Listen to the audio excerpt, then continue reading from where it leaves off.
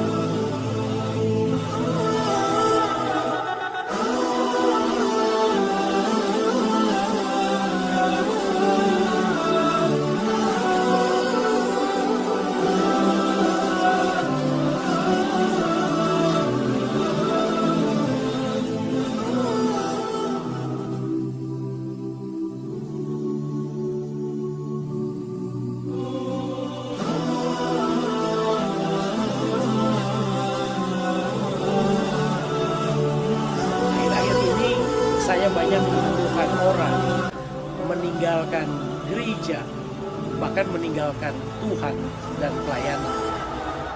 Setelah dipikir-pikir, apa sebabnya dan kenapa bisa seperti ini? Saya menemukan gejalanya. Orang-orang yang meninggalkan pelayanan, meninggalkan gereja, dan akhirnya meninggalkan Tuhan, itu dimulai dengan kisah mungkin seperti ini. Dia datang ke gereja, asar yang menyalaminya, dan mulai menggerutu dalam hatinya. Ini asar mukanya masem banget sih, kurang senyum, kurang serius melayani. Kemudian dia duduk, waktu duduk menikmati puji-pujian, dan hatinya kembali berdumel dan bilang, ini pemimpin puji-pujiannya terlalu overacting, musiknya terlalu keras, sound systemnya jelek, sember. Kemudian firman Tuhan masuk, dia bilang ini hamba Tuhannya pakaiannya nggak matching, khotbahnya terlalu lama, apa nggak bisa lebih pendek lagi, dan interior desain gerejanya seperti ini. Dalam arti semua yang dilihat salah, tidak baik, tidak benar.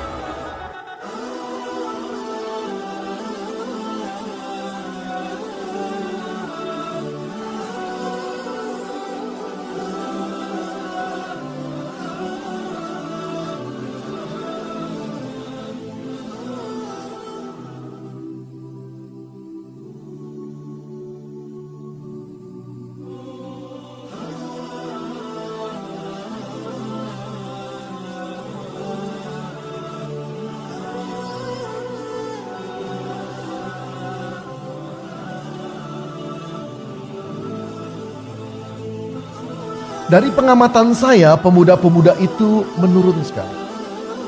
Nah, 10 tahun terakhir ini benar-benar muncul kekhawatiran di antara para majelis. Nah, itu sering diungkapkan juga kepada saya. Pak Beni, bagaimana sih cara membuat pemuda itu supaya jadi banyak? Saya merasa ada kekhawatiran semua.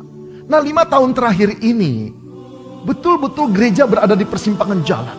Mau berubah apa enggak? Mereka saling lihat-lihatan. Ya. Begitu berubah, nanti dicap seperti gereja lain. Enggak berubah, kok merosot terus. Sebagian kokoh, ini identitas gereja kita. Ini ciri gereja kita, harus begini. Nah, 5 tahun terakhir ini ada gereja yang mulai melangkah. Yang saya maksud gereja mulai melangkah adalah gereja evangelikal, saudara, termasuk Protestan. Mulai melangkah. Nah, saudara yang kekasih, tapi masih ragu, orang seperti saling tunggu. Nah, ini loh. Saya mulai melihat ketika gereja tidak berubah, dia akan terlindas. Dia akan mati dengan sendirinya. Dia akan ditinggalkan. Ditinggalkan siapa? Generasi muda, saudara. Itu terbukti di Eropa, saudara. Menyedihkan sekali ya. Kalau lihat kita baca di internet tentang gereja-gereja di Eropa. Saya belum pernah pergi ke Eropa sih saya. Tapi saya pernah pergi ke Australia. Sama aja. Gereja-gereja besar di zaman Protestan, saudara, tahun 19-an sekian, yang kapasitasnya 500. Ketika minggu datang, berapa saudara yang kebaktian? 15 orang. Siapa yang datang? Om dan tante yang rambutnya sudah putih semua. Hampir tidak ada anak muda. Saya pergi ke New Zealand, sama saudara.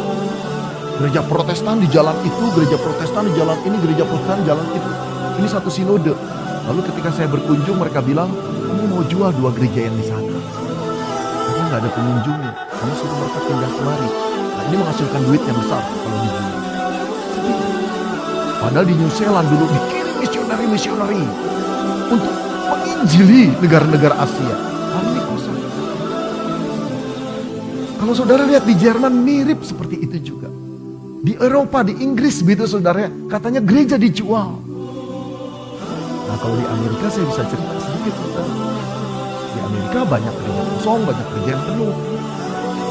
Ada orang yang paling bejat di sana, ada orang yang paling saleh juga di sana. Tapi masih cukup hidup saudara. Cuma di zaman kini anak-anak muda sudah begitu moderat hatinya. Boleh ke gereja, boleh enggak, boleh percaya ini, boleh percaya itu. Gak ada istimewanya Yesus.